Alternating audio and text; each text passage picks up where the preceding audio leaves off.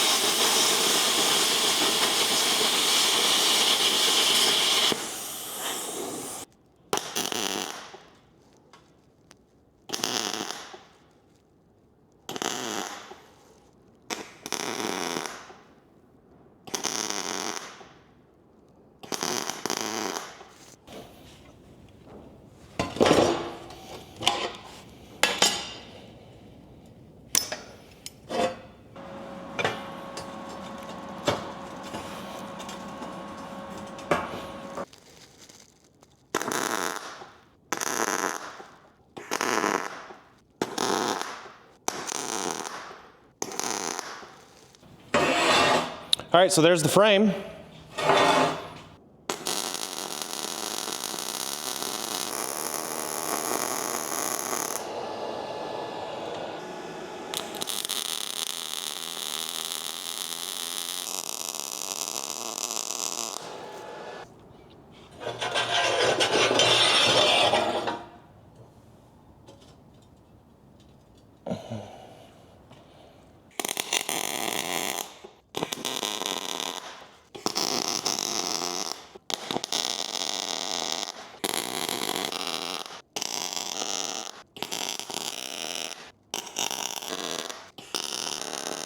All right, so the GRIZZLY bars are ready to be fully welded. Boy, do they got some weight to them now. You gotta remember, there is gonna be some forces on this. Firewood is gonna be falling on top of it, so you do want some decent welds, and we'll try to stick it together nice and good.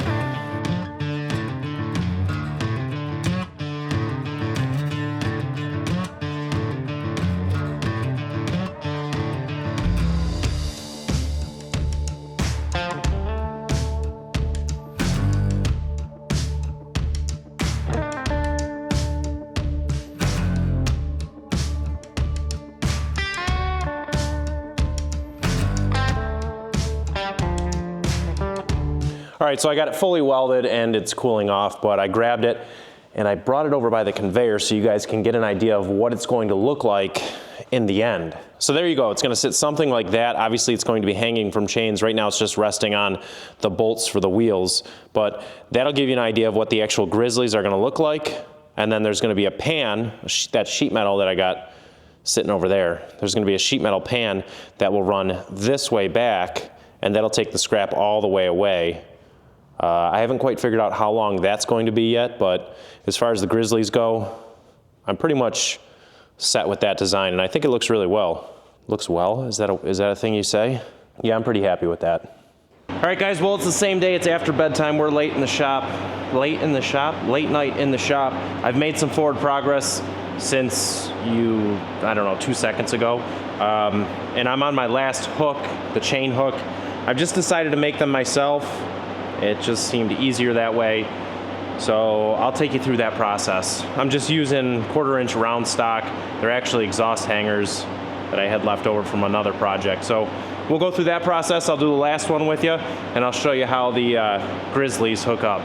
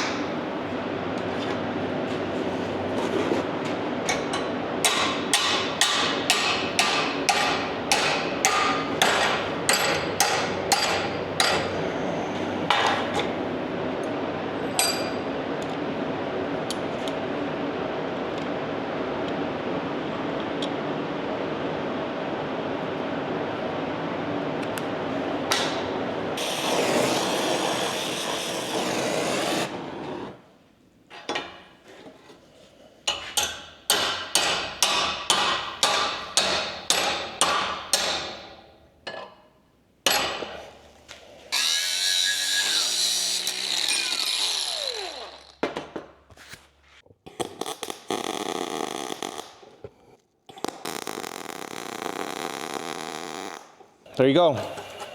One chain hook right there. So I'll go show you, we'll go over on the machine, I'll show you how it works. I've got one hook there. We just installed that one. We've got one up here and one over there. So these use all factory washers, factory holes, and I've also got hooks right there and on the other side. So these two will coordinate with these two, and then I have to put 2 more hooks down here, and those will coordinate with that top one and that top one. So I'm gonna do that quick, and then this thing should be ready to hang.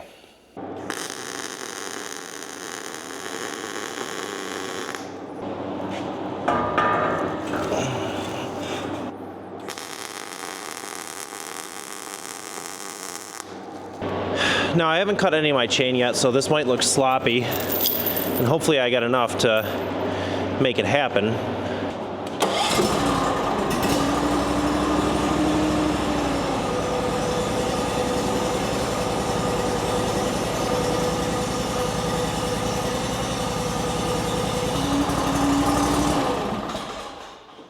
So I kind of figured it'd be a little wonky on the first run here because I didn't count links over here. So let's count links. 1, 2, 3. There, that looks a little more straight. So I gotta go get another box of chain or bucket of chain because I just don't have enough. And what I think we'll do, I don't really know. I mean, we have a good link count now, so we'll probably mark these links.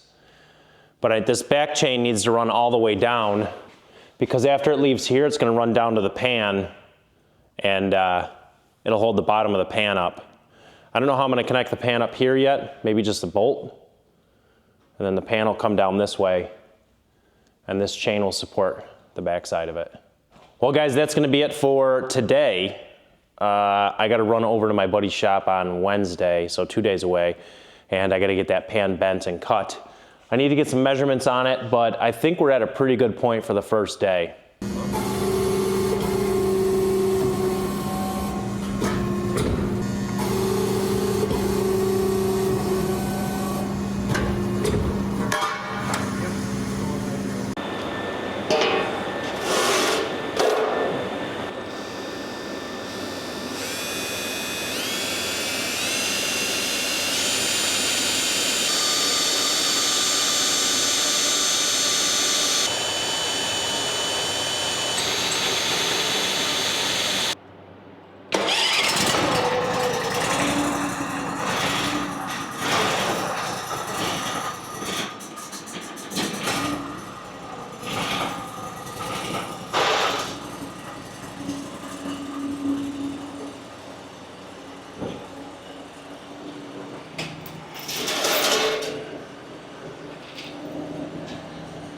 I'm gonna grab some C-clamps and we'll just C-clamp this chain for right now.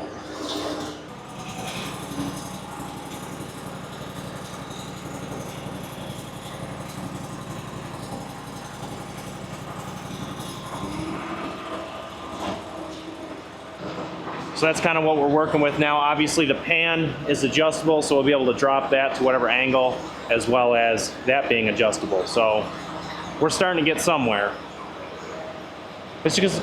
It's just going to take a little bit of tweaking and figuring out what we need to do. Once we get it all figured out, I'll be able to mark the chains, and then it'll just be super simple. Just hey, it goes here and here and here. But we got to figure out where it goes first. Can you guess how many wardrobe changes I've had in this video? I mean, leave a comment below, because this is taking multiple days, and well, today's still the same day as that last clip we just saw about 15 seconds ago. But I went in, had dinner, had a little coming to light, and I've realized that this design is not going to work. At least the way I currently have it designed. The rear chains give it too much freedom to move backwards, and it's just not going to work. However, while I was eating dinner, I came up with a solution, and we're going to take the Grizzlies off that pan. We're going to go over to the fab table, and we're going to make that solution right now. The solution I've come up with is to take this piece of square stock right there. We're going to mount it on either the back or underneath, I haven't decided yet, and then we're going to slot it out so it fits on that bolt right there and that bolt right there, and just kind of hangs on it. I'm actually probably going to switch these because you can see how much extra is there. So maybe put those on the inside so I've got even more to bite onto.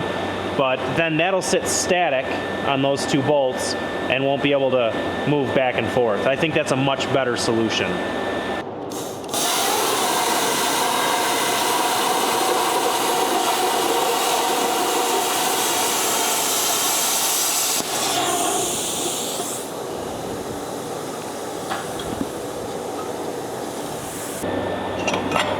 There you go. So that will hold static, and it should be able to rotate if I need the grizzly bars at a different angle. All right, let's go weld this bar onto the grizzly bars.